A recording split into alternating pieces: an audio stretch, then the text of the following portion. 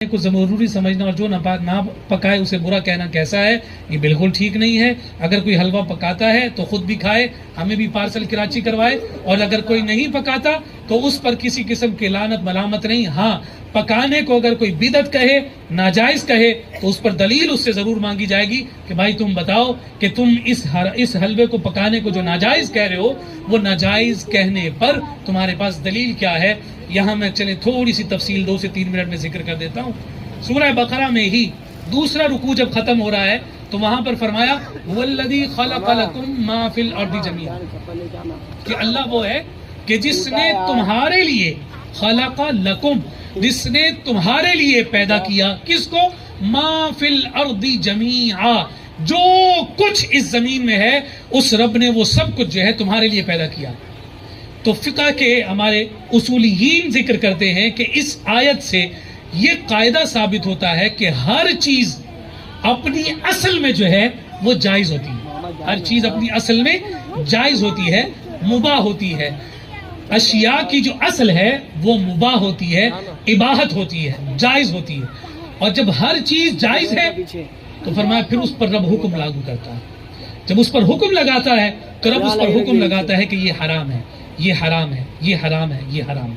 تو فرمایا کہ جائز چیز کو حرام قرار دینے کے لیے نص کی ضرورت ہوتی ہے، نص کی۔ نص یا تو قرآن سے ہوگی یا حدیث سے ہوگی۔ نص کیا ہے؟ یا تو وہ قرآن سے ہوگی یا حدیث سے ہوگی۔ مثال کے طور پر اگر کوئی شخص یہ کہتا ہے کہ جناب شراب جو ہے وہ حلال ہے، آپ اس کی بات کو تسلیم کرتے ہیں؟ ذرا زور سے سر ہلائیں۔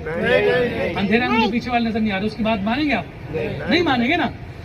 کسی نے آ کر آپ سے کہا کہ بھائی یہ جو شراب ہے نا یہ حلال ہے، تو آپ اس کی بات تسلیم نہیں کرتے، اور آپ اس سے یہ کہتے ہیں میں تیری بات نہیں مانتا۔ وہ کہتے کیوں نہیں مانتا؟ تو آپ اس کو جواب میں کہتے ہیں کہ بھائی میرے رب نے اس کو حرام کیا ہے، میں تیری بات نہیں مانتا۔ یہی کہتے ہیں نا۔ کوئی آپ کے پاس آتا ہے اور وہ کہتا ہے کہ حلوہ حرام ہے، ناجائز ہے، آپ اس کو کہتے ہیں میں تیری بات نہیں مانتا۔ وہ کہتا ہے کیوں نہیں مانتے؟ تو آپ اس کو جواب میں کہتے ہیں کہ بھئی اللہ رب العزت نے ہر شے کی اصل جو ہے وہ جائز رکھی ہے، مباح رکھی ہے، حلوے کے ناجائز ہونے پر دلیل دو۔ جیسے اس سے شراب کے جائز ہونے پر دلیل مانگی ہے، ویسے ہی حلوے کے حرام ہونے پر اس پر دلیل مانگی جائے گی، اس لیے کہ رب نے جس چیز کو حرام کیا اس کو تو ہم حلال نہیں مانتے، اور جس کو رب نے حلال کیا کسی کے کہنے پر اس کو حرام کیسے مان لیتے؟ اس کو حرام کیسے مان لیتے؟ بھائی آپ نے حلوے میں چینی ڈالی، حلال۔ اس میں آپ نے حلوے کو پیلا رنگ دینے کے لیے رنگ ڈالا، حلال۔ سوجی ڈالی، حلال۔ آگ پر پکایا، حلال۔ جس برتن میں پکایا، حلال۔ سب کچھ بنی، تیار ہو گیا حلوہ، حلال ہے۔ ادھر سورہ فاتحہ سورہ اخلاص پڑھی، عقل کو ہاتھ مارو، قرآن پڑھنے سے کیا کوئی چیز حرام ہو جاتی؟ قرآن پڑھنے سے کوئی چیز حرام کیسے ہو سکتی ہے؟ قرآن پڑھنے سے تو برکتیں نازل ہوتی ہیں۔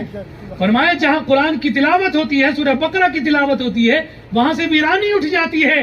فرمایا یہی تو کیفیت ہے، پکایا حلوہ تم نے بھی، پکایا حلوہ ہم نے بھی، تم نے حلوہ پکایا اور کھا گئے، ہم نے حلوہ پکایا، غوث العظم کو نیاز کی، ان کو اصالِ ثواب کیا۔ پوچھا ان کو اصالِ ثواب کیوں کیا؟